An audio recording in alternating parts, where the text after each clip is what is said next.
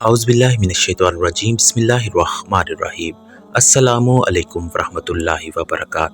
मोहतरम नाज़रीन, तफ़सीर रूहुल बयान में हदीस कुदसी यूँ नक़ल की गई है कि अल्लाह तबारक तआला फरमाता है कि मैंने आदम की मिट्टी को अपने हाथ से ख़मीर किया और फिर इसे यानी ख़मीर को 40 साल तक छोड़े रखा, यहाँ तक कि वो खुश्क होकर सलसाल हो गया।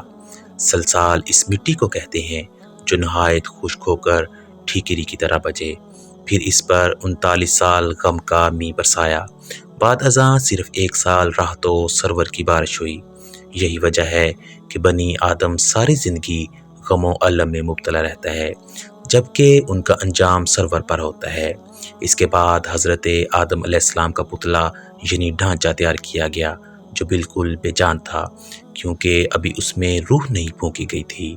मलाइका इसके पास से गुजरते तो अच्छी सूरत और बुलंद कामत देखकर तअज्जब करते थे, क्योंकि इससे कबल उन्होंने इस जैसी शक्ल सूरत और जिस्म नहीं देखा था। अल्लाह ताला ने आदम अलैहिस्सलाम का पुतला बनाकर जिस जगह रखा हुआ था, वहाँ से इबलीस का भी गुज़र होता था। एक रोज़ जब इबलीस अपनी जमात के हमरा वहाँ से गुज़रा तो पुतला देखकर कहने लगा, ये किस वजह से बना है। अपना हाथ उनके जिस्म पर मारा तो खोखला मालूम हुआ, जिस्म के अंदर घुस गया और पीछे से निकल आया और अपनी जमात से कहने लगा, ये खोखला बना है, ये किसी बात पर साबित कदम न रह सकेगा। अब मुझे बताओ ए मेरी जमात, अगर इसे तुमसे अफसल बनाया गया तो तुम क्या करोगे? जमात ने कहा, हम वही करेंगे जो हमारे मालिक का फरमान होगा। इस पर इबलीस दिल में ख्याल करने लगा, अगर मुझसे अफसल बनाया गया तो मैं इसके ताबे नहीं रहूँगा, और अपनी थूक जमा करके पुतले पर फेंकी, जो नाफ की जगह पर गिरी, जिसे हज़रत जिब्राईल अलैहिस्सलाम ने बहुक्म खुदा वहाँ से हटा दिया। इस खरीदी हुई मिट्टी से अल्लाह ताला ने कुत्ते को पैदा किया। यही वजह है कि इसमें ये 3 आदतें पाई जाती हैं। आदमी से मानूस इसलिए है कि आदम अलैहिस्सलाम की मिट्टी से इसकी पैदाइश हुई। रात पर इसलिए बेदार रहता है कि इस मिट्टी को हज़रत जिब्राईल अलैहिस्सलाम ने छुआ, और इसका इंसान वगैरह को काटना और दीगर शरारतें करना शैतान की थूक का असर है। जब आदम अलैहिस्सलाम की तकमील हो चुकी तो अब अगला मरहला रूह फूंकने का था। अल्लाह ताला ने रूह को मुखातिब करते हुए फरमाया, इस जिस्म में जिसको मैंने अपने दस्ते कुदरत से बनाया है दाखिल हो जा। रूह ने जब जिस्म की तारीकी को देखा तो अर्ज़ की, इलाही, ये जगह नहाई तारीक और गहरी है, और यूँ जिस्म में दाखिल होने से माज़रत कर ली।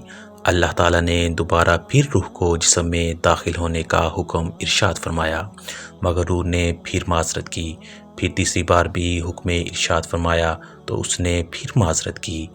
फिर चौथी बार इताब के अंदाज में रब्बुल आलमीन की तरफ से हुक्म दिया गया तो रूह मजबूरन जिस्म में दाखिल हुई।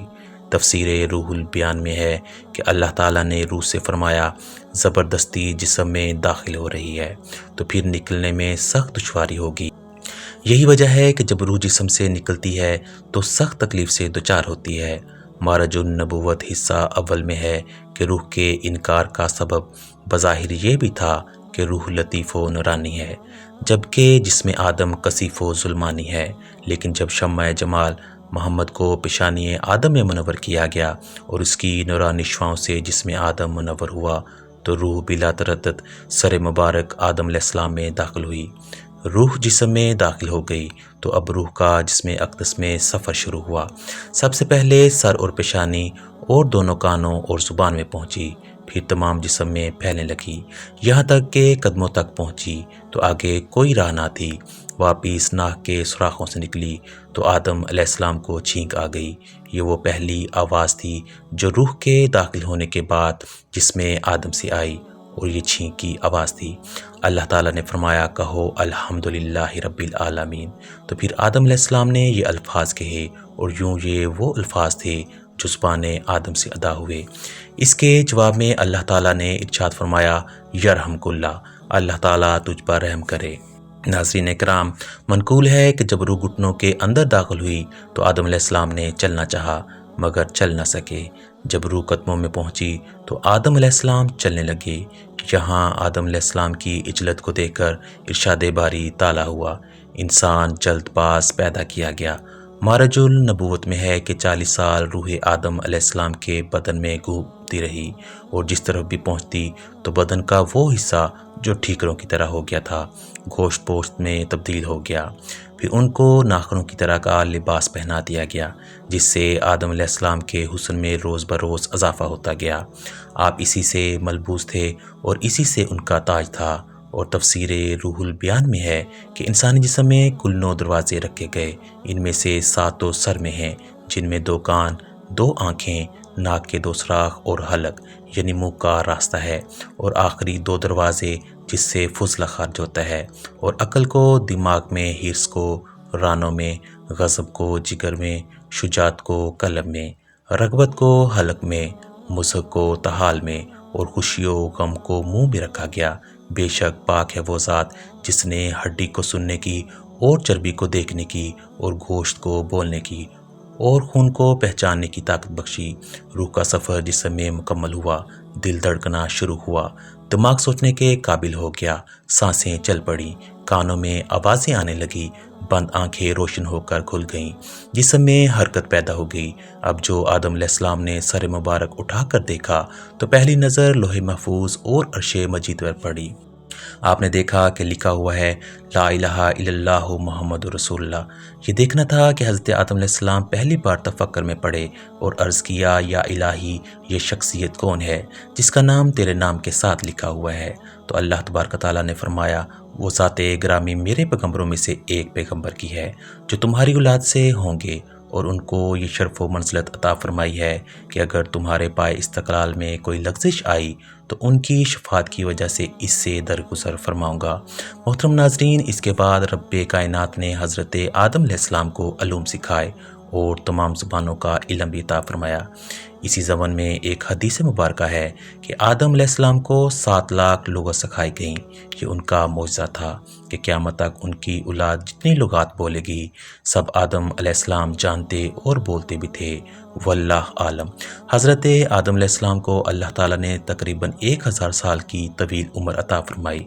پھر جب حضرت آدم علیہ السلام کے انتقال کا وقت آیا تو آپ علیہ السلام بستر بیماری پر اللہ کا ذکر کر رہے تھے کہ حضرت اسرائیل علیہ السلام آ پہنچے۔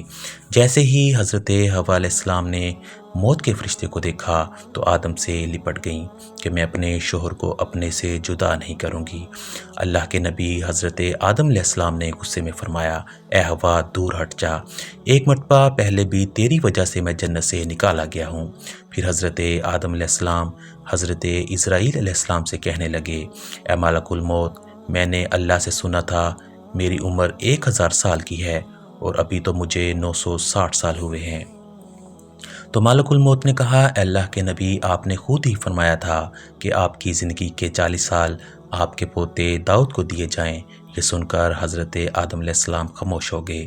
پھر آپ علیہ السلام کی روح قبض کی گئی، آپ کو غسل فرشتوں نے دیا اور جنت کی خوشبو آپ علیہ السلام کے جسم مبارک پر لگائی گئی۔ پھر آپ علیہ السلام کے جنازے کی نماز فرشتوں نے حضرت جبرائیل کے پیچھے ادا کی اور زمین کھود کر آپ کی تدفین کی گئی، اور تمام انسانوں کے لیے اللہ کا حکم نافذ کیا گیا کہ جب بھی کسی کا انتقال ہو تو ان کے جسم کو ایسے ہی دفن کرنا۔ ناظرین، اگر آپ کو ہماری آج کی یہ ویڈیو اچھی لگی ہو تو اپنی رائے کا اظہار ضرور کیجیے گا۔ ناظرین، کمنٹ باکس میں اللہ تعالیٰ کے 99 ناموں میں سے ایک نام ضرور ٹائپ کریں۔ شکریہ۔